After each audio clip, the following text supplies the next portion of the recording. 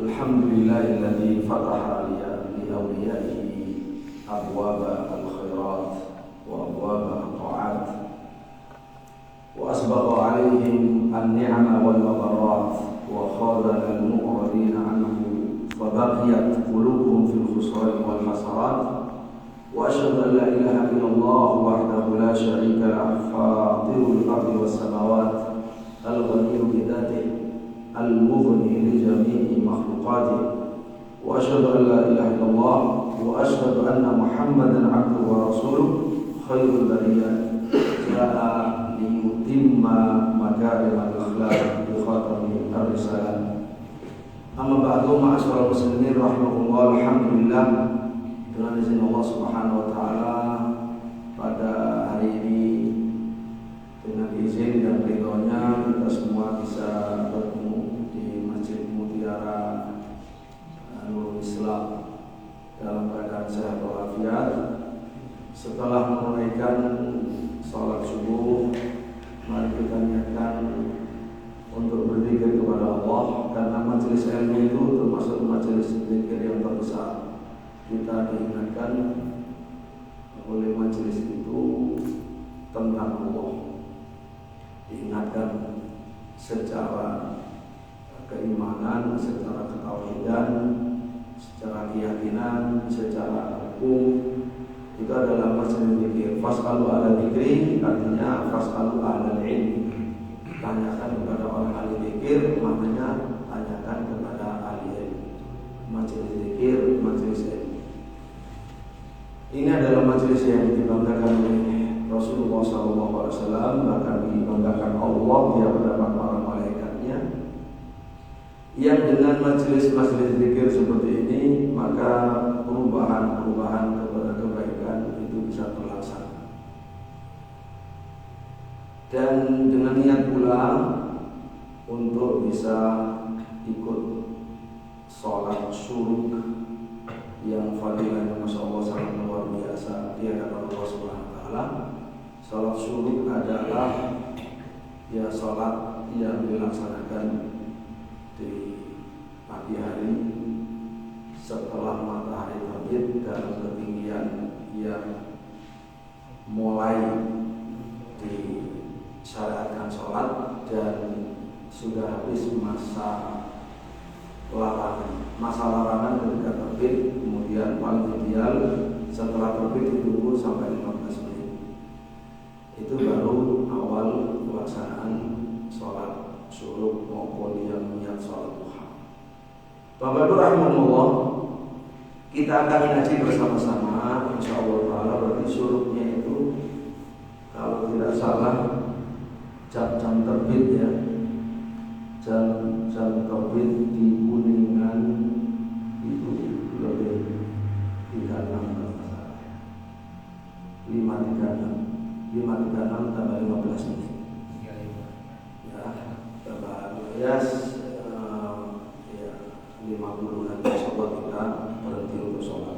Dan lanjutkan aktivitas masih cukup, yang kerja mau kerja, yang sekolah, yang ngajar. Apa tema kita pada pagi hari ini? Temanya adalah misi dakwah Nabi Sallallahu Alaihi Wasallam menyempurnakan akhlak. Ini penting untuk kita lakukan karena mengandung banyak sekali pelajaran-pelajaran. Nah, tujuannya adalah tentu untuk melaksanakan salah satu perintah Allah Subhanahu Wa Taala, tafaqquh fiddin. Tafaqquh fiddin itu mendalami agama, belajar agama secara mendalam.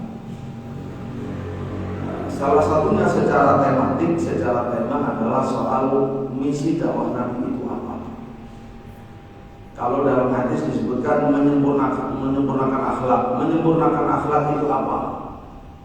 Jadi ini kita kaji, walaupun waktunya singkat, kita sesuaikan. Tujuannya tafaqquh fiddin, untuk mendapatkan khairiyah, kebajikan. Karena kata Rasulullah SAW, man yuridillahu bihi khairan yufaqihu fiddin.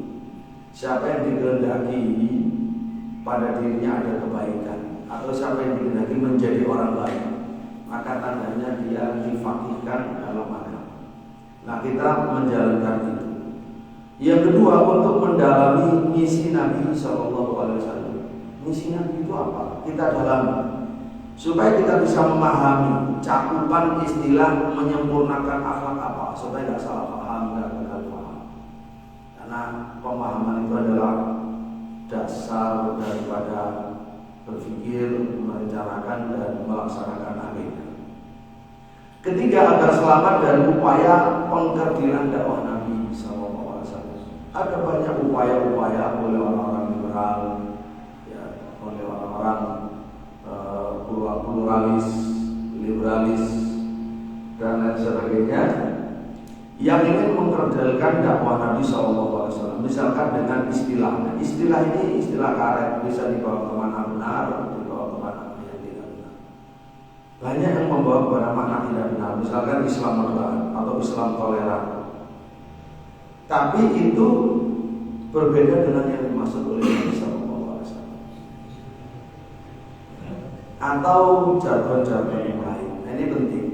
Dengan memahami liutamima makarimul akhlaq, maka kita akan bisa faham mana makna dakwah Nabi yang syamil, yang komprehensif, dan mana yang sudah dikerdilkan atau yang sudah yang sudah dipangkas atau yang sudah dibelokkan. Yang keempat, agar kita semakin semangat dalam dakwah. Nah, ini penting. Kita bukan Bapak Ibu bukan belajar hanya untuk mengetahui, tapi untuk meyakini dan untuk beramal dan untuk berdakwah. Jadi setiap ilmu yang kita pelajari itu mesti harus berefek kepada amal, baik amal hati maupun amal lisan, maupun amal anggota badan, dan juga amal dakwah. Dalam meneladani dakwah Nabi SAW dan dakwah para sahabatnya, Nabi dan sahabat tidak boleh terpisah, tidak bisa dipisahkan.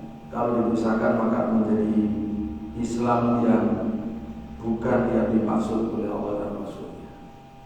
Jadi Islam yang dimaksud Allah dan Rasulnya adalah Islam yang diamalkan oleh Rasulullah SAW dan diamalkan oleh para sahabat, maupun yang diajarkan Nabi dan para sahabat. Bapak Ibu rahmatullah, kita lanjutkan dengan memahami Nabi adalah rahmat. Nabi sendiri itu rahmat.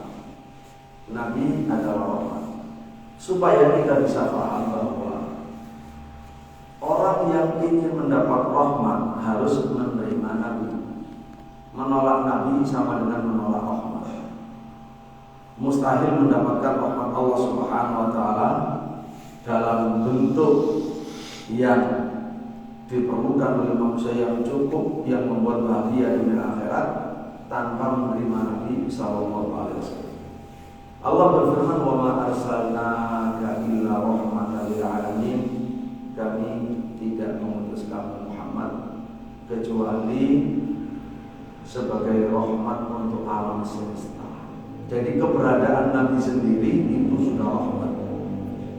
Begitu diutus oleh Allah Subhanahu wa taala di muka bumi ini, maka Nabi sudah berstatus sebagai rahmat bagi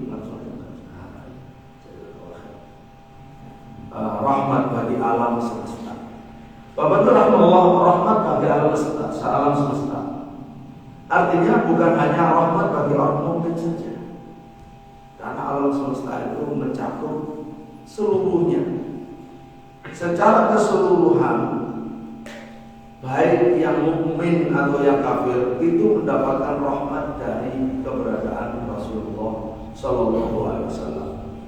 Pengikutnya misalnya, pengikutnya akan mendapatkan rahmat langsung berupa kemuliaan dunia dan akhirat, karena menerima secara sepenuh hati, secara keseluruhan dengan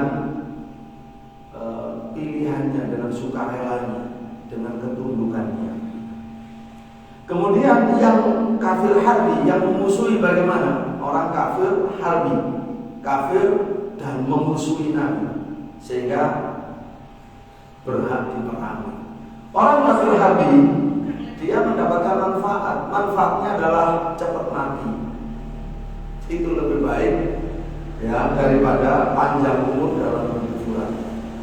Ya, mati cepat melalui perang jihad fisabilillah yang dilakukan oleh Nabi Muhammad SAW. Bagi orang-orang kafir, kematian mereka yang cepat tidak membuat panjang hidupnya dalam kekufuran. Itu bagian daripada rahmat Allah Subhanahu wa taala. Bagaimana kalau kafir mu'ahad? Kafir mu'ahad itu kafir yang ada perjanjian damai dengan Nabi SAW, tidak boleh diganggu.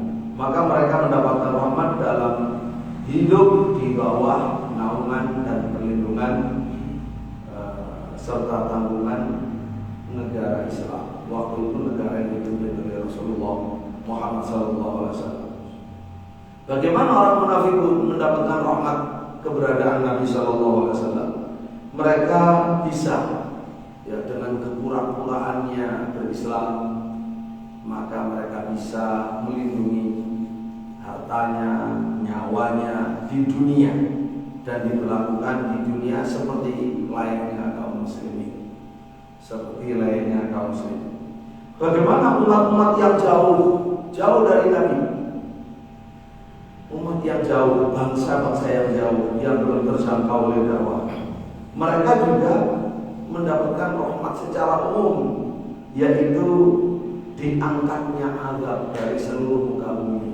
Saat Nabi SAW ada di bumi, itu Allah sudah memutuskan tidak akan menghukum manusia karena kemuliaan Nabi SAW. Karena itu diterangkan dalam surat Al-Anfal, wa ma kana Allahu liyu'adzibahum wa anta fihim. Muhammad, tidaklah Allah menghukum mereka, mengadab mereka sementara kamu masih ada di tengah-tengah mereka. Jadi adab itu diangkat ketika Nabi ada. Setelah Nabi tidak ada, maka yang menolak bala itu adalah istighfar. Wa ma kana Allahu limu'adzibahum wa hum yastaghfirun. Dan tidaklah Allah mengadab mereka selagi mereka beristighfar. Dan itu ada sampai hari kiamat.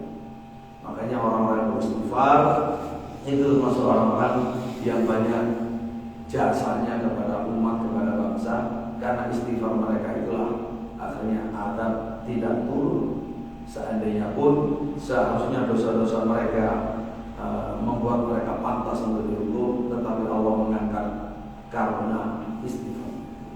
Oleh karena itulah ma'asyiral muslimin rahimahullah, Rasulullah mengumumkan, mendeklarasikan, ya ayuhan nas innama ana rahmatun muhdah. Wahai sekalian manusia, aku ini adalah rahmat yang dihadiahkan oleh Allah pada kalian. Bapak Ibu rahimahullah, jadi Nabi, keberadaan Nabi sendiri, sosok Nabi, wujud Nabi itu merupakan rahmat, hadiah dari Allah untuk seluruh umat manusia. Ana rahmatun muhdah. Hadis sahahahu Al-Albani rahimahullah fi hidayati Allah. Baik. Kemudian kita beralih, kalau Al-Quran adalah rahmat, menerima Nabi adalah menerima rahmat, menolak Nabi adalah berarti menolak rahmat dari dirinya. Begitu pula Al-Quran. Al-Quran itu rahmat, menerimanya berarti menerima rahmat, menolaknya menolak rahmat, menjauhi berarti menjauhi rahmat.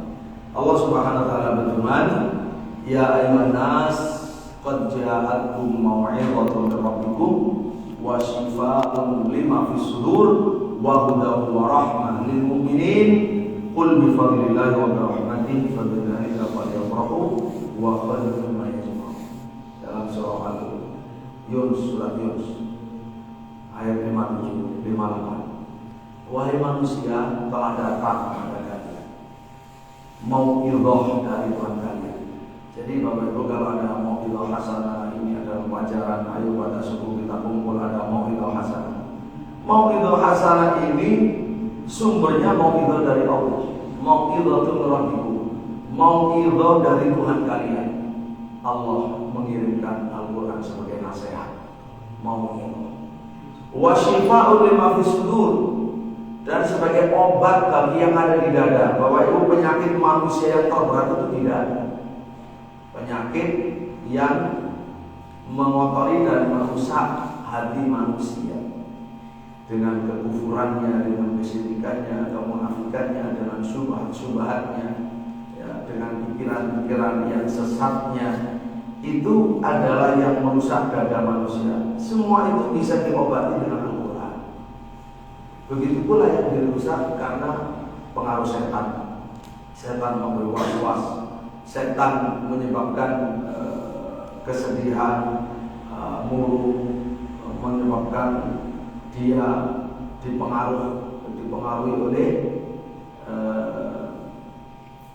jerat-jerat setan, ya, oleh subhat-subhat setan. Itu juga diobati dengan Al-Quran. Wa syifa'un lima fis sudur, wa huda, Quran juga sebagai hidayah, wa rahmah, juga sebagai rahmah. Quran adalah rahmah. Lil mu'minin, Allah mengkhususkan kenapa untuk orang mukmin, padahal tadi untuk Quran di tempat lain adalah untuk manusia. Lil mu'minin ini isyarat bahwa yang mau menerima Quran hanya orang mukmin. Walaupun Quran dicanangkan sebagai petunjuk bagi umat manusia, tapi yang mau memanfaatkan hanya orang mukmin. Maka orang mukminlah yang berhak mendapatkan rahmat dalam bentuk yang sempurna. Wa rahmatul lil mu'minin. Bapak rahmatullah, adanya Nabi kita Muhammad SAW rahmat yang besar, adanya Quran rahmat besar, wajib kita syukuri, bersyukur, menerima, memuji Allah dan memanfaatkan. Qul bi fadlillah wa bi rahmatih, katakan Muhammad, katakan kepada umatmu, hanya dengan karunia Allah, wa rahmatihi wa bi rahmatih, dan hanya dengan rahmat Allah, fa bidzalika, maka dengan demikian, falyafrahu, hendaklah manusia itu merasa senang. Kalau manusia senang dunia secara umum, silakan orang-orang mukmin, orang-orang muslim senang dengan rahmat Allah. Wa khairun mimma yajma'un, itu lebih baik daripada harta dunia yang dikumpulkan oleh manusia. Itulah harusnya kesenangan kita yang tertinggi, yang sejati adalah senang terhadap rahmat Allah, karunia Allah, senang kepada Nabi, senang kepada Quran, senang kepada Al-Islam. Ma'asyiral muslimin rahimakumullah, ketika ayat ini turun, ini subhanallah yang menarik. Nabi SAW itu membacanya berulang-ulang sambil merenungkan dalam-dalam ayat ini. Diulang-ulang, selesai dibaca lagi, selesai dibaca lagi sambil diangan-angan. Karena ayat ini ayat yang sangat besar. Nah, karena kita bicara tentang rahmat, Nabi rahmat, Quran rahmat, Islam ini rahmat, maka ada baiknya kalau saya sampaikan ijazah secara singkat hadis musalsal bil awaliyah atau hadis ar-rahmah, khususnya bagi para ustaz yang hadir, yang bisa menggunakan, memanfaatkan ijazah ini. Hadis musalsal bil awaliyah, alhamdulillah kami meriwayatkan dari 116 guru secara sama, kebanyakannya demikian. Ada kalanya dengan lafaz mereka sendiri yang menyampaikan kepada kami, ada kalanya sebagian murid membaca kepada mereka, ada kalanya tulisan disampaikan kepada kami, atau juga bahkan ijazah bil wakalah dari sebagainya. Nah, hadis ini disebut musalsal bil awaliyah, hadis yang pertama kali didengar dari guru. Musalsal hakiki, itu pertama kali yang saya dengar dari guru ini, dari guru saya fulan, itu hadis ini. Ini namanya adalah musalsal bil awaliyah secara hakiki. Semua guru-guru kami mengatakan saya diberitahu oleh guru saya, dan hadis ini hadis pertama yang saya dengar dari beliau.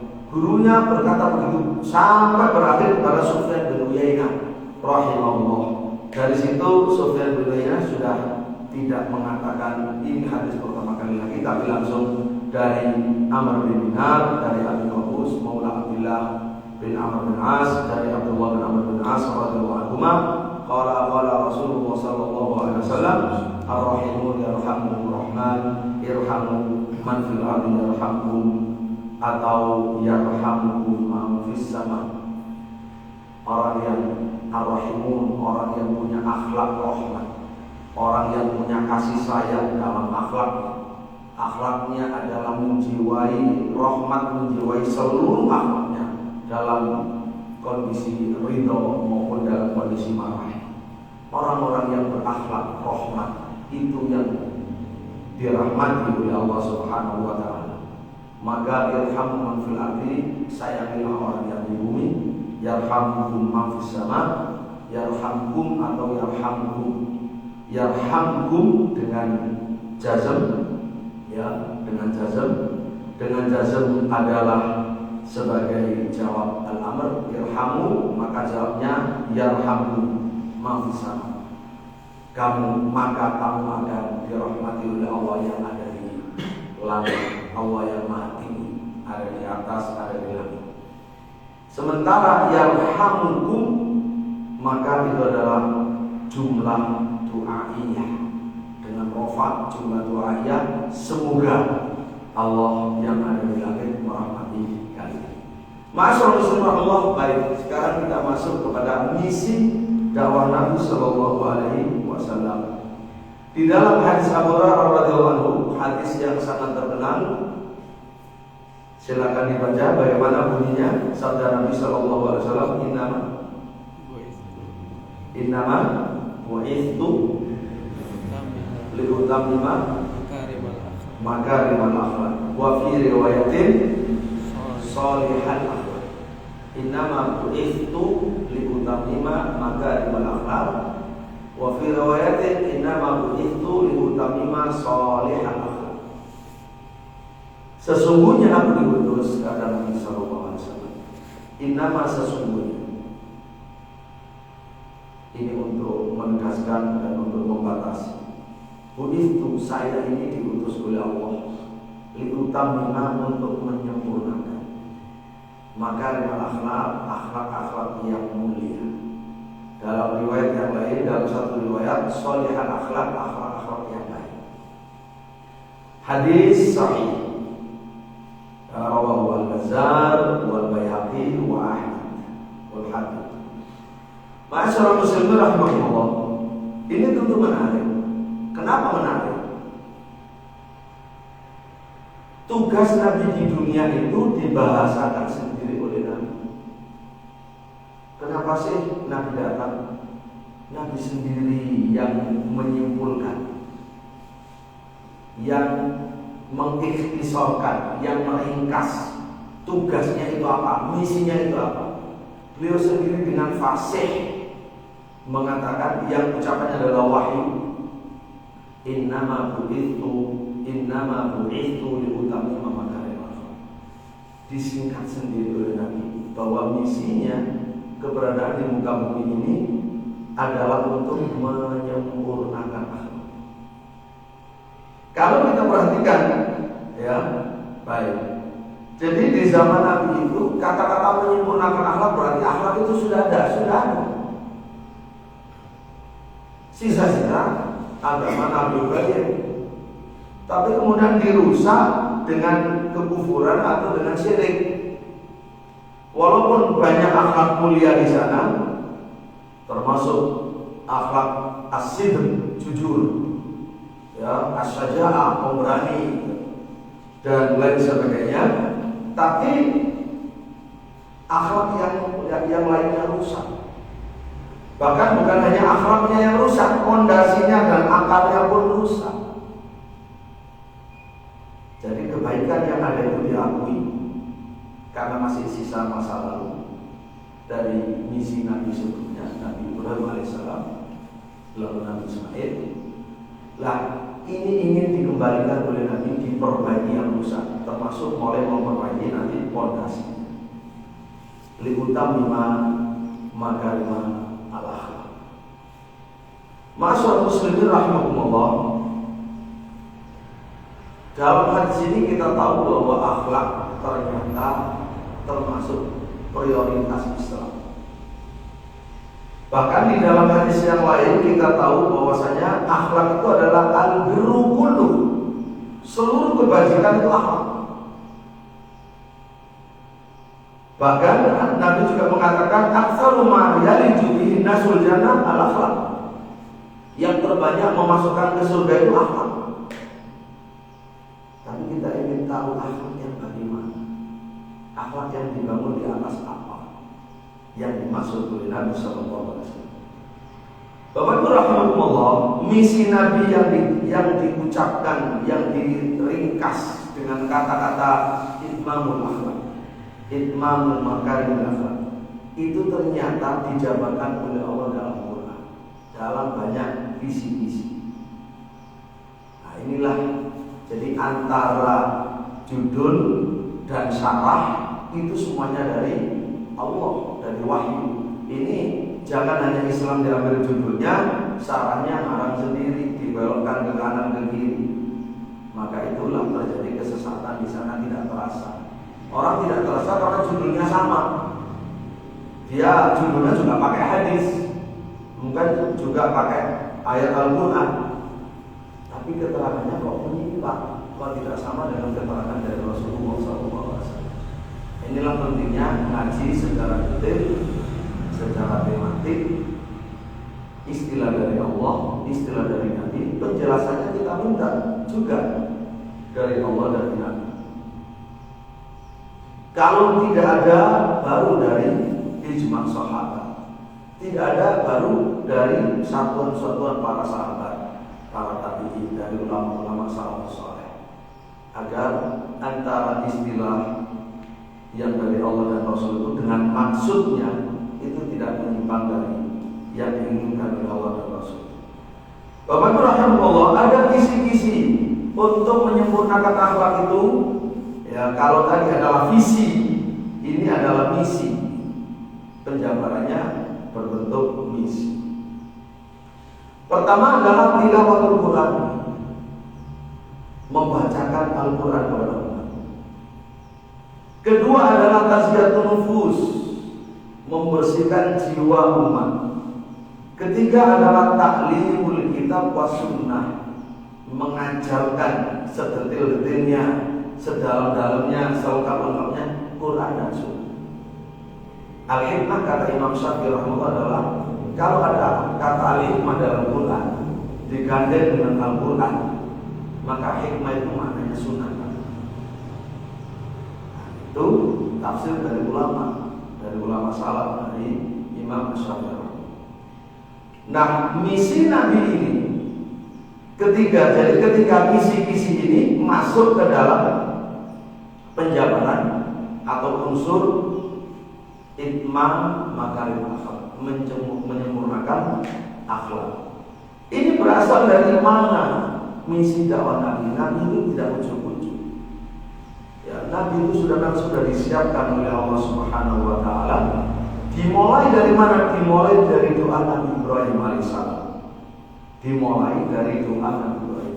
Nabi Ibrahim dalam surat Al-Baqarah 129 berdoa, Rabbana wa ba'ath fihim rasulan minhum, dengan tugas 3, yatlu 'alaihim ayati wa yu'allimuhumul kitab wal hikmah wa yuzakkihim innaka antal azizul hakim.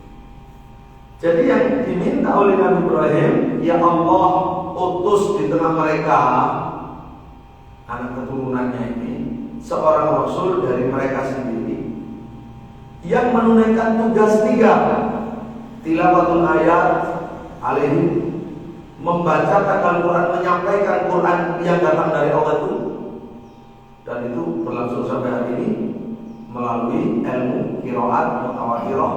Itu yang dibaca oleh Nabi, cara baca Quran yang benar dengan tajwid yang standar sama dengan yang dibaca oleh Nabi SAW. Nah, itu adalah tilawah, itu sekedar tilawah, masih tilawah saja.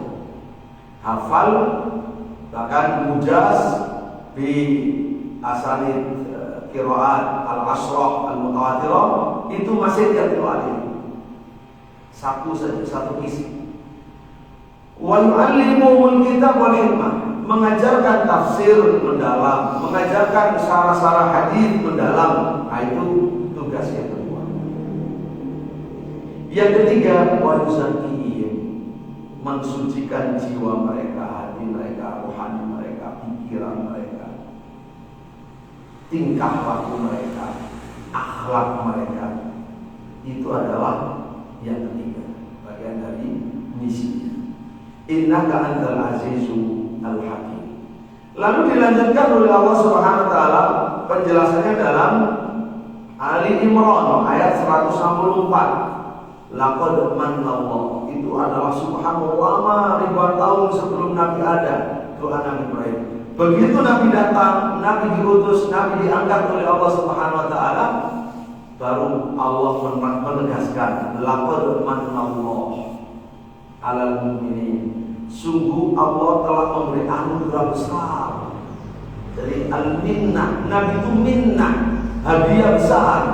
Yang tadi dalam hadis disebutkan rahmatul muda, itu adalah minnah anugerah besar. Sungguh Allah telah memberi anugerah besar alal mukminin, kepada orang mukmin. Kapan itu?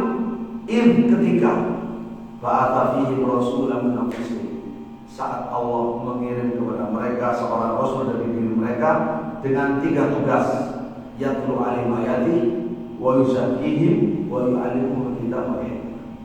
3 tugas.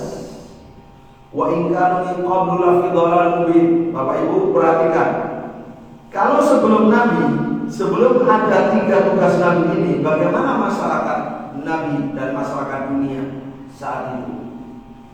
Masyarakat di mana Nabi diutus oleh Allah maupun masyarakat luar di bumi ini dikatakan lafi dhalal mubin, berada dalam kesesatan yang nyata, dalam masa jahiliyah. Oleh karena itu, untuk menghilangkan jahiliyah, ya, kalau secara umum di dunia sudah dimulai dengan diutusnya Nabi. Kalau untuk menghilangkan sisa-sisa jahiliyah, apalagi yang dalam diri kita, nah itu dengan mengikuti Nabi. Baru kita terbebas dari jahiliyah, lalu menjadi orang yang bersinar, menjadi orang yang tercerahkan dengan bidai Islam yang merupakan rahmat lil alamin. Lalu diterangkan lagi oleh Nabi, oleh Allah Subhanahu wa taala di dalam surat Al-Jumu'ah, huwallazi ba'atsa fil ummiyyin rasulan minhum yatlu 'alaihim ayatihi wa yuzakkihim wa yu'allimuhumul kitaba wal hikmah wa in kanu min qablu lafi dhalal mubin. Di 3 tempat diulang lagi 3 tugas pokok Nabi yang merupakan penjabaran dari yang disingkat oleh Nabi liutamina makarimah al-akhlaq. Bapak Ibu rahimahullah, dari 3 misi ini kita lihat yang tazkiyah wa yuzakkihim. Di mana inti tazkiyah ini? Tazkiyah ini Bapak Ibu adalah mensucikan jiwa manusia, termasuk jiwa bangsa, jiwa umat, bukan hanya pribadi-pribadi. Nabi itu mensucikan jiwa bangsa Arab, sehingga dalam waktu dekat, dalam waktu singkat, sesingkat-singkatnya bisa memimpin dunia yang sampai sekarang tidak ada bandingannya. Itu yang harus diungkap sebagai mahasil Islam, ya, sebagai mahasil Islam, kebaikan-kebaikan Islam yang banyak terkubur oleh banyaknya ucapan-ucapan syubhat-syubhat dari orang-orang yang memusuhi Quran, memusuhi Rasulullah, memusuhi Islam. Dalam bahasa lain, dari orang-orang yang kafir, yang memiliki kendali terhadap globalisasi, sehingga terkubur Islam. Dimunculkan istilah-istilah sama dengan Islam, tapi penjabarannya mengubur Islam. Nah, seperti itu. Inilah yang harus dilakukan oleh umat Islam. Jadi di mana inti tazkiyah itu? Iman kepada Allah. Perhatikan Bapak Ibu, inti tazkiyah wa yuzakkihim.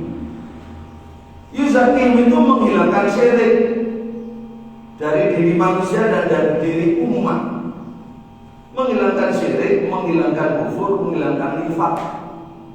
Iman kepada Allah secara tauhid dan meninggalkan syirik. Di mana kita tahu ini? Dari sabda Nabi.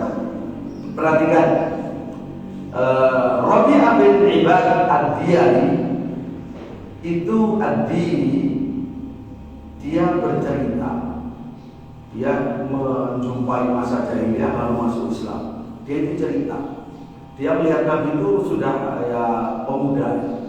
Dia pemuda melihat Rasulullah SAW dan kedua matanya. Nabi itu berdakwah keliling di pasar-pasar. Nabi dalam melaksanakan misi liputamima makarimal akhlak, berkeliling pasar, tempat kerumunan orang, tempat orang berkumpul. Pasar mana? Di antaranya pasar Dhil Majaz.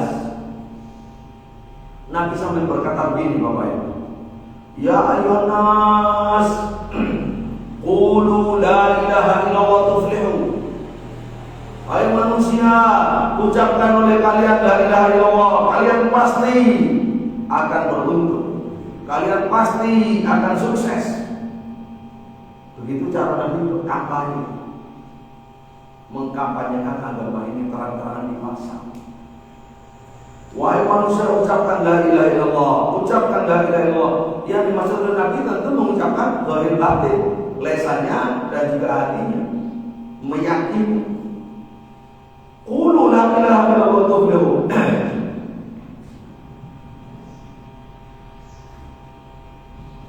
Ucapkan, wahai sekalian manusia, la ilaha illallah, nyatakan, deklarasikan la ilaha illallah, kalian pasti akan selamat. Apa yang disaksikan oleh Rabi'ah? Bagus sekali, dia merekam peristiwa ini. Saya melihat Nabi berkata begitu keliling, masuk ke semua gangnya dan lorong-lorongnya. Sementara orang dipanggil mulai berkerumun. Mutaqassifun, itu maknanya mujtami'un. Orang pada berkeliling mengerumuni Nabi SAW karena aneh, tertarik orang-orang. Kemudian, tapi orang-orang diam. Orang-orang diam, tidak mengucapkan apa-apa. Diam. Nabi tidak pernah diam, bicara terus, mengajak kepada la ilaha illallah, mengajak kepada tauhid. Begitu Bapak Ibu, semangatnya Rasul kita sallallahu alaihi wasallam. Tanpa semangat itu ya Islam tidak akan sampai datang kemari ke Kuningan, ke Indonesia. Itu karena silsilah orang-orang yang bersemangat membawa agama. Bukan orang yang loyo, bukan orang yang malas, bukan orang yang mikir hanya urusan pribadi, urusan dunia. Orang yang punya cita-cita besar, cita-cita luhur. Nabi tidak pernah berhenti mengatakan ayuhan nas qulu la ilaha illallah tuflihu. Tapi saya lihat, kata Rabi'ah, di belakang Nabi ada orang yang wajahnya putih sangat tampan, wajahnya itu tampan putih merah, sangat cerah merah, terus punya dua rambutnya itu sampai ke dadanya, panjang rambutnya. Dia mengatakan sobek, innahu sobek kadhib. Kata dia, jadi Nabi berdakwah, ada yang rusak dakwah dari belakang. Dia mengatakan dia itu sobek, itu maknanya kalau untuk agama Islam, keluar dari Islam menuju yang lain namanya mutar. Tapi ini keluar dari jahiliyah menuju sebuah agama baru yang orang ini belum mengenal, tapi dia nggak suka karena sudah keluar dari adat istiadat. Disebut sobek. Sobek tadi namanya dia mutar. Dia sobek, dia keluar dari agama nenek moyang. Itu maknanya. Dan dia dusta, jangan didengar. Nah, Bapak rahmatullah, lalu Rabi'ah itu tanya, siapa ini orang ini yang mengatakan di belakang Muhammad itu dia keluar dari agama nenek moyang dan dia mendusta? Dijawab oleh mereka, dia ditanya, siapa ini yang mengatakan la ilaha illallah? Oh, itu Muhammad bin Abdullah. Dia menyebutkan kenabian Muhammad bin Abdullah, seorang nabi. Lalu saya tanya lagi, siapa yang mendustakannya di belakangnya? Itu adalah Abu Lahab, pamannya sendiri. Pamannya sendiri. Bahwa itu Abu Lahab itu orangnya tinggi, gagah, ganteng, kulitnya putih, kalau marah itu merah, kan itu lahap seperti api yang menyala. Tapi saya karena hidayah malah menjadi musuh dari rahmat, ya, musuh dari Nabi Sallallahu Alaihi Wasallam. Baik, kita lanjut isi yang keempat, Bapak Ibu. Aku diutus untuk menyempurnakan akhlak. Selain yang ketiga tadi, tilawatul ayat, ta'limul kitab wa sunnah, tazkiyatun nufus, ada yang keempat. Apa? Idharu dinillah ala dini kulli. Idharu din ala dini kulli. Untuk memenangkan agama Islam di atas semua agama yang ada. Jadi bukan sekedar, berarti bukan sekedar pribadi-pribadi tadi mengsolehkan pribadi, mengislamkan pribadi, tapi umat yang memimpin untuk memenangkan agama Islam di atas semua agama. Ya, umat Islam ini di atas umat non-Muslim. Itu misi Nabi, misi dalam Al-Quran. Idhar dinillah ala dini kulli. Ditambah lagi yang kelima, Bapak Ibu rahimahullah, isi yang kelima adalah al-jihad fisabilillah. Itu termasuk bagian dari menyempurnakan akhlak. Kisi-kisi menyempurnakan akhlak. Allah berfirman dalam surat Taubah, "Walladzi arsala rasulahu bil huda wa dinil haqq liyudhhirahu 'ala dini kullih walau karihal musyrikun." Walau karihal musyrikun. Dialah Allah yang mengutus Rasulnya membawa hidayah, membawa agama yang hak untuk dimenangkan di atas semua. Kalau secara ajaran Islam sudah di atas semua ajaran, tapi secara praktek harus umatnya mempraktekannya di atas agama-agama yang lain. Memenangkan agama ini di atas agama ini, berarti agama ini yang harus mengatur dan menjiwai masyarakat, ya, dengan menegakkan hukum. Walau karihal musyrikun, meskipun orang musyrik tidak suka, itu sampai hari ini. Saya termasuk perang di Gaza itu juga ada kaitannya dengan penjajah Zionis itu. Walau karihal musyrikun, bukan hanya sekedar menjajah tanah orang, tetapi ada kebencian kepada Islam, kepada umat Islam. Di dalam surat Al-Fatah dinyatakan lagi oleh Allah, "Walladzi arsala rasulahu bil huda wa dinil haqq liyudhhirahu 'ala dini kulli wa kafa billahi shahida." Itu termasuk, jadi Nabi harus bisa memenangkan. Kalau Nabi memenangkan agama Islam di atas semua agama, berarti misi sukses. Kalau tidak sukses. Dan nyatanya sukses walau karihal musyrikun. Walladzi arsala rasulahu bil huda wa dinil haqq liyudhhirahu 'ala dini kulli walau karihal musyrikun, juga surat Shaff ayat 9. Diulang-ulang Bapak Ibu. Tadi yang 3 misi itu 3 ayat. Ini idharul haq, idharul din ala dini kulli, juga di 3 ayat, di 3 surah. Kemudian setelah itu adalah al-qital fisabilillah. Tidak bisa memenangkan hanya melalui dakwah. Mau tidak mau konsep itu harus sempurna, walaupun terkadang ada, terkadang tidak, tapi harus ada. Dalam kondisi-kondisi darurat maka sudah disiapkan, ya, sudah disiapkan. Nah, Islam ada pintu namanya pintu jihad. Walaupun orang Islam tidak berpikir tidak ingin berperang, tapi ada kondisi yang memaksa berperang, seperti orang Muslim Palestina. Siapa yang ingin dibunuh? Tidak ingin. Tetapi mereka dijajah. Jadi secara fardu ain, ya mereka membela diri, ingin merdeka, ingin mengembalikan tanahnya, apalagi Masjidil Aqsa, mewakili umat Islam sedunia, untuk mempertahankan masing-masing dan untuk membebaskan masing-masing. Nah, itulah. Jadi kalau dengan bahasa mengemis, tolong orang-orang Zionis Yahudi, masa nggak kasihan pada kami? Misalkan, bilang mereka itu mau dibunuh, mau dihabisi secara akidah Yahudi. Bagaimana memelas? Ya tidak ada jalur kecuali dengan mata. Sama dengan dulu dengan Belanda, mana mungkin orang Indonesia merdeka karena memelas kepada Jepang, memelas kepada Belanda, kemudian diberi merdeka. Ya tidak bisa. Ya harus dengan perjuangan, dengan keberanian, dengan segala resiko. Dan umat Islam di Indonesia tidak ingin bangsa Indonesia dikatakan merdeka diberi oleh Jepang. Karena itu mempercepat para pemuda ini mendesak supaya segera deklarasi kemerdekaan.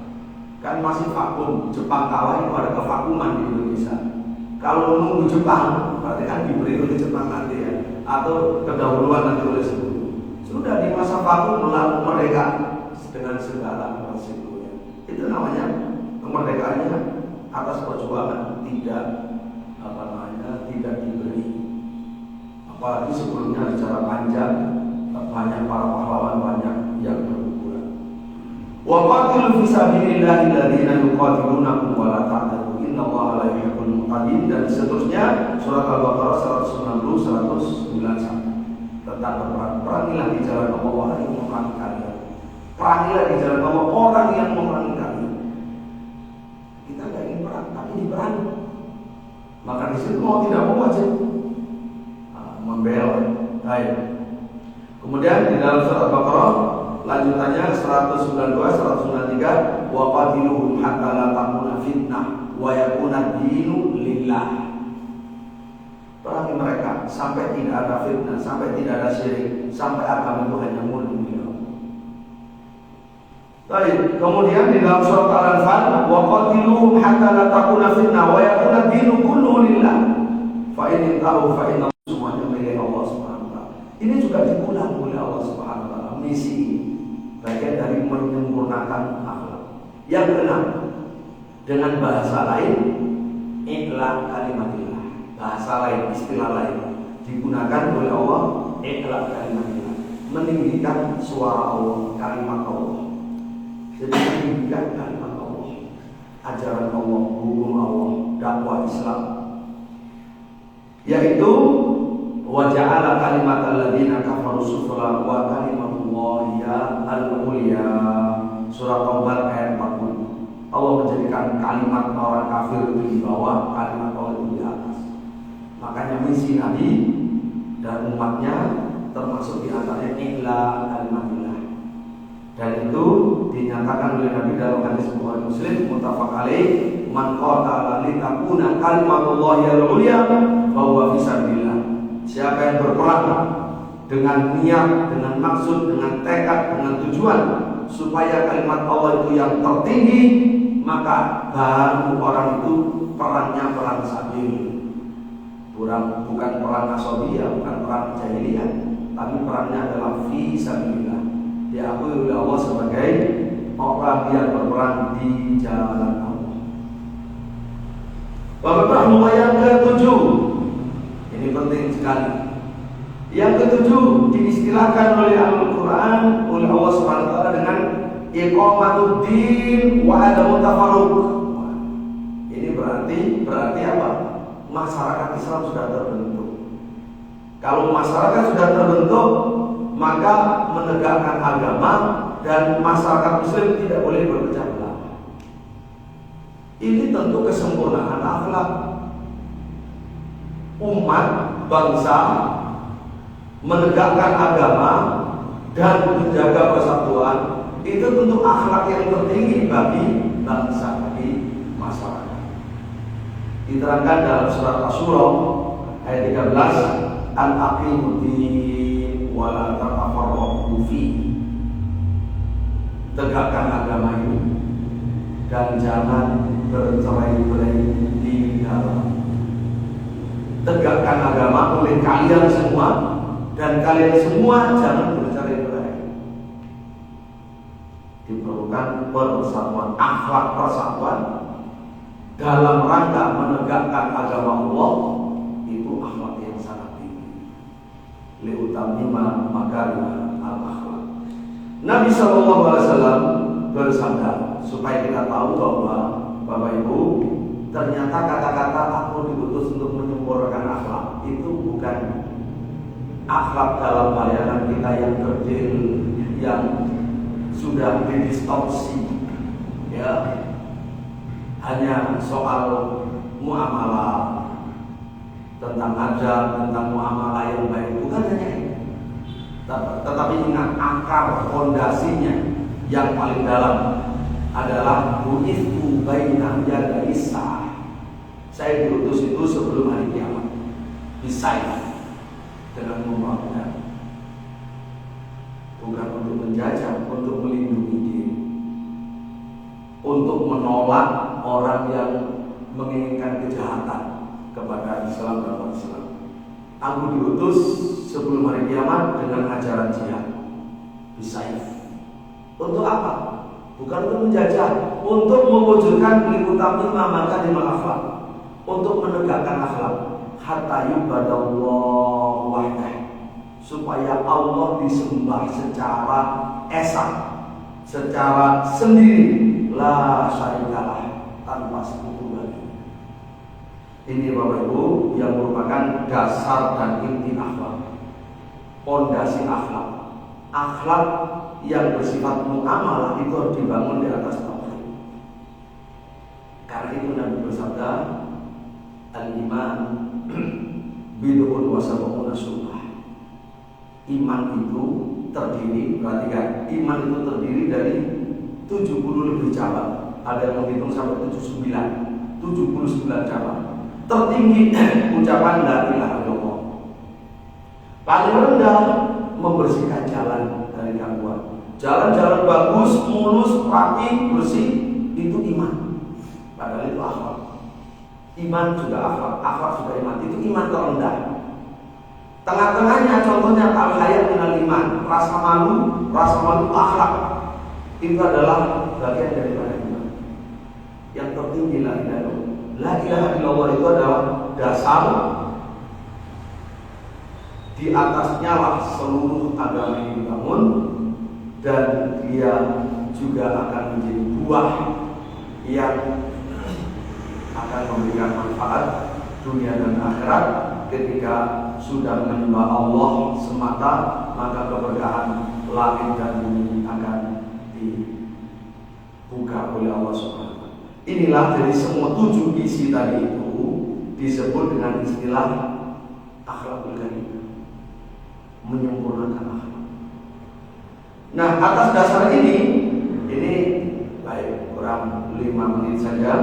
Ini secara singkat, siapa di antara ulama yang bisa menerangkan seperti ini, bahwa liutamima makarimah akhlak itu adalah Islam secara keseluruhan dengan dasar tauhid, itu adalah Syekh Abdul Aziz bin Baz rahimahullah, walaupun saya tidak bisa menerangkan keseluruhannya. Jadi beliau menerangkan tentang karena ulul Quran, akhlak Nabi itu adalah Al-Quran. Sebelumnya beliau menerangkan innama bu'itsu liutami masalihal akhlak, dalam lafaz lain liutami makarimah akhlak, yaitu mengajak untuk berakhlak mulia, beramal yang bagus, dasarnya tauhid kepada Allah dan ikhlas kepada Allah Subhanahu wa taala. Itu adalah akar dari akhlak mulia, dasar dari akhlak mulia, tauhidullah. Karena itu Syekh Abdul Razak Al-Badr dalam kitabnya Aslul Qawaid fi Tazkiyatun Nufus mengatakan al-qaidatul ula at-tauhid aslu ma tazku. Itu Bapak Ibu, ada kitab 10 kaidah untuk tazkiyatun nufus. Kaidah pertama tauhid, menjadi pangkal bagi tazkiyatun nufus. Dan Nabi Muhammad SAW adalah sosok bentuk langsung yang sudah jadi menjadi panutan. Wa innaka la'ala khuluqin azim. Perhatikan, Muhammad berada di atas akhlak yang agung. Kalau misinya adalah menyempurnakan akhlak, bentuk orangnya ya Nabi Muhammad. Penjelasannya kata Syekh bin Baz rahimahullah, khuluq azim, akhlak mulia, akhlak besar, ittiba'ul Quran, wasair ala manhajil Quran, fi'lan lil awamir wa tarkan lil nawahi. Mengikuti Al-Quran, berjalan mengikuti manhaj Quran, yang diperintah dilaksanakan, yang dilarang itu dijauhi. Itulah akhlak azim, itulah makarimal akhlak yang sempurna. Alhamdulillah, Bapak Ibu rahimahullah. Kemudian bahkan beliau lebih jauh dari itu mengatakan, nah akhlak, pengertian akhlak yang sempurna seperti ini, la taqumu daulatuhum illa bihadil akhlak. Tidak tegak agama negara mereka kecuali dengan akhlak seperti ini. Tidak tegak negara kaum muslimin kecuali dengan akhlak ini. Bahkan beliau lagi melanjutkan, ini sekarang karena waktunya habis, yaitu dikatakan idza istaqamat 'alal ummatu hakiman aw mahkuman, hakiman wa mahkuman, kataballahu lahu an-nasra wa ayyadahu bi ruhin minhu wa nasarahu ala a'daihi kama jara li salafin salih. Kalau umat Islam, baik pemerintahnya maupun umat maupun rakyatnya, istiqomah di atas akhlak ini, Allah pasti memberi mereka menang.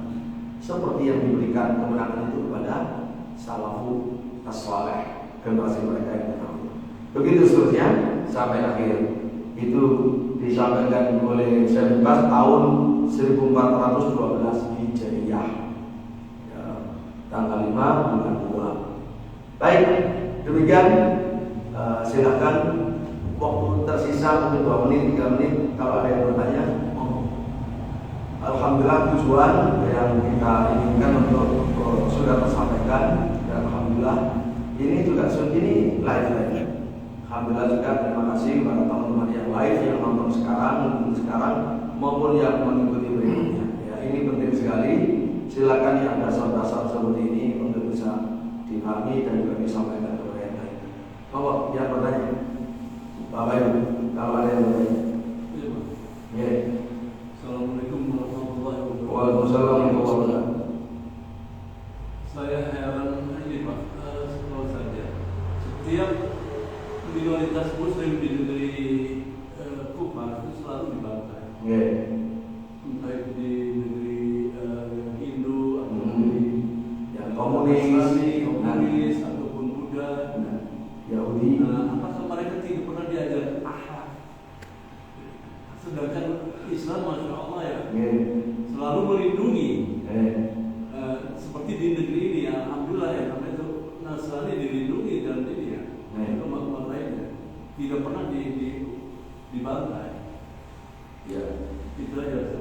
Pertanyaan yang luar biasa, menyempurnakan kajian kita. Itu bukti nyata bahwa akhlak tidak ada dalam bentuknya yang mulia, yang sempurna kecuali di atas tauhid.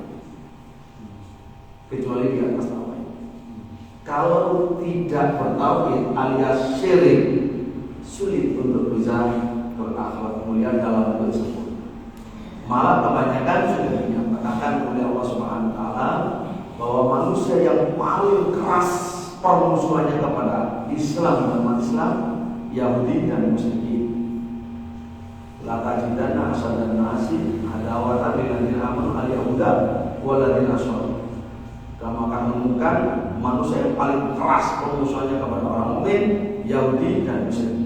Maka betul, minoritas Muslim di negara Yahudi, penjajahan Yahudi menjajah negara Palestina, atau di negara syirik manapun, syirik terserah menyembah apa, pokoknya bukan menyembah Allah murni, kadang menyembah bintang, menyembah matahari, kadang menyembah pohon, menyembah makhluk yang lain, maka mereka yang paling sadis kepada umat Islam.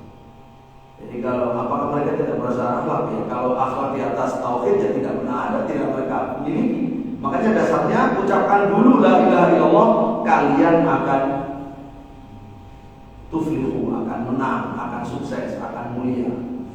Alhamdulillah dengan akhlaknya rakyat Palestina dijajah, bertahan, melawan, berjuang, ya, dengan akhlak yang mulia, termasuk akhlak memperlakukan tawanan perang, banyak orang di dunia masuk Islam. Dan tuduhan-tuduhan teroris yang dibangun oleh penjajah supaya mendapat mandat dari dunia, permakluman dari dunia untuk bisa menghabisi rakyat Palestina, menghabisi Hamas, tidak berhasil, malah kebalikannya. Terbukti mereka yang teroris, rakyat Palestina begitu mulia akhlaknya. Kan banyak orang masuk Islam seperti itu. Jadi kembali lagi, itu bukti nyata di zaman sekarang dari apa yang kita belajar. Barakallahu dan monggo terus untuk menggalang istilahnya mendoakan Palestina agar dilindungi Allah dan merdeka. Masjid Al-Aqsa juga dimerdekakan dan perjuangan rakyat Palestina untuk merdeka karena sesuai dengan agama Islam dan amanat konstitusi negara Indonesia, yaitu harus menghapuskan penjajahan dari muka bumi. Dan itu sisa-sisa kolonial tahun 19 ya, yang para pemenang Perang Dunia Kedua khususnya Amerika dan Inggris itulah yang membuat penjajahan, merawat penjajahan sampai sekarang, yang melibatkan pembantaian itu. Nah, itu yang harusnya dan itu pun sekali lagi ya, Indonesia perlu orang yang membawa amanah konstitusi, berperan aktif di internasional untuk bisa menghapuskan penjajahan dari muka bumi, wabil khusus yang di Palestina. Nanti ada lagi Uighur yang di Turkistan, ada lagi Rohingya yang di Burma, yang Myanmar, dan lain sebagainya. Baik, yang lain terakhir.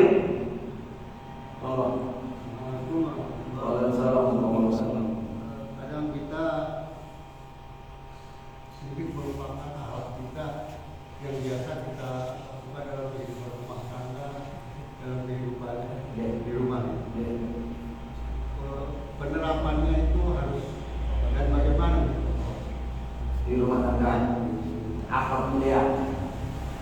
Rasulullah SAW bersabda, khairukum khairukum li ahlihi wa ana khairukum li ahli. Ukuran laki-laki baik, Bapak Ibu, bukan di luar. Ukuran pertama itu di rumah. Laki-laki yang terbaik dari kalian, yang terbaik kepada keluarga. Dan aku adalah laki-laki yang terbaik kepada keluarga. Nabi adalah panutan dalam segala hal, termasuk dalam rumah tangga. Menjadi suami terbaik, tirulah Rasulullah. Menjadi ayah terbaik, tirulah Rasulullah. Menjadi mertua terbaik, tirulah Rasulullah. Ya, tentu itu melalui sirah Nabi yang baik. Yang intinya hak dan kewajiban itu dilaksanakan. Kewajiban laki-laki dilaksanakan kepada istri, kepada anak. Kewajiban istri kepada suami dilaksanakan. Selain kewajiban, tentu ditambahi dengan rahmat, memberi maaf. Makanya wanita terbaik adalah wanita yang selalu menjaga dan meminta keridhaan suami. Wanita ahli surga itu adalah, kata Nabi Sallallahu Alaihi Wasallam, jika suaminya marah, maka dia mendatangi suaminya dengan mengatakan, aku tidak bisa tidur sebelum engkau ridho padaku. Dia jabat tangannya, dia cium tangannya, ini tanganku, ridhoilah aku, maafkanlah aku. Nah itu wanita yang ahli surga. Jadi selalu masing-masing saling menjaga, saling menghargai, saling menghormati, saling jujur dan saling memaafkan atas segala kekurangan, karena tidak ada manusia sempurna. Ada kurangnya ya sudah dimaafkan, jangan hanya mudah menuntut. Yang laki-laki harus menjaga, harus membimbing untuk membawa kepada surga, kepada agama Allah, kepada surga Allah. Jadi rumah tangga dibangun di atas agama. Jangan rumah tangga itu hanya ketemu di kasur, setelah itu nafsi-nafsi, tidak begitu, ya. Miris sekali ada podcast itu dari Ahok. Ahok itu kan cerai, no? Nah,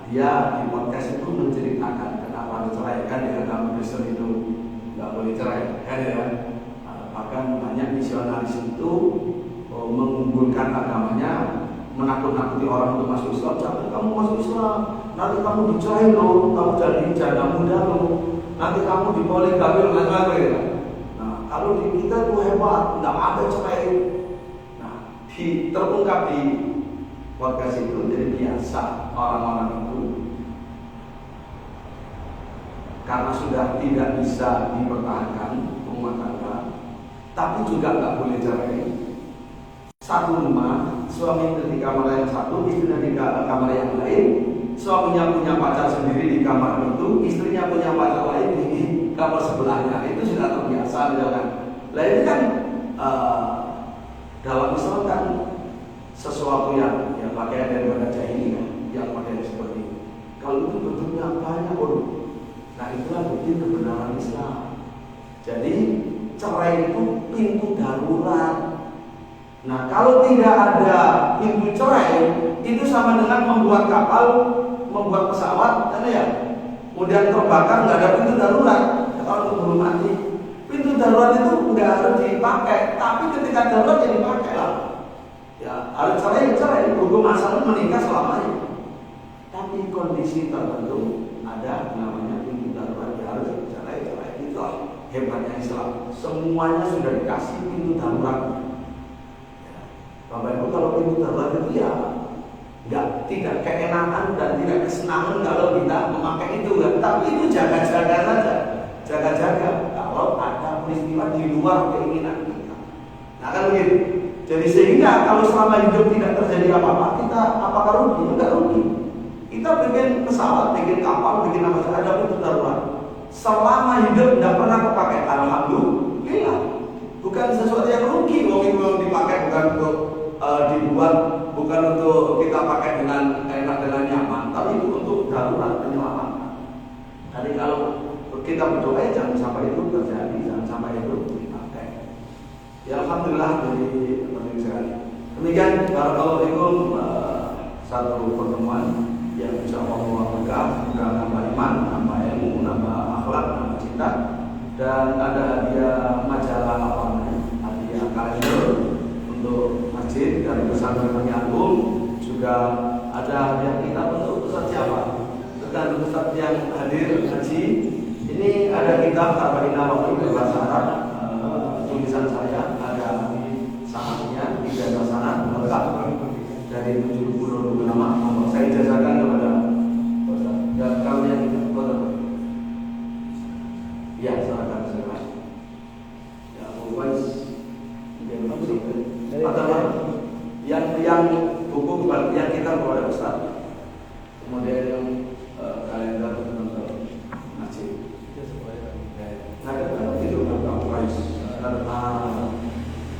monggo kali tak sekalian. Jazakumullah khairan, terima kasih kepada para takmir, para ustaz, para jamaah yang hadir. Dan ada brosur pesantren, barangkali ada saudara dekat Jawa Timur, monggo biar tahu ada pesantren di Agung, pesantren bagus, terakreditasi Jamiah Islam Madinah, terakreditasi A di Indonesia, menjadi sekolah bersinar, bersih, indah, rapi, berakhlak dan religius nomor 2 Kota Malang. Barakallahu fikum. Wabillahi taufiq wal hidayah. Assalamualaikum warahmatullahi wabarakatuh. Berapa persen?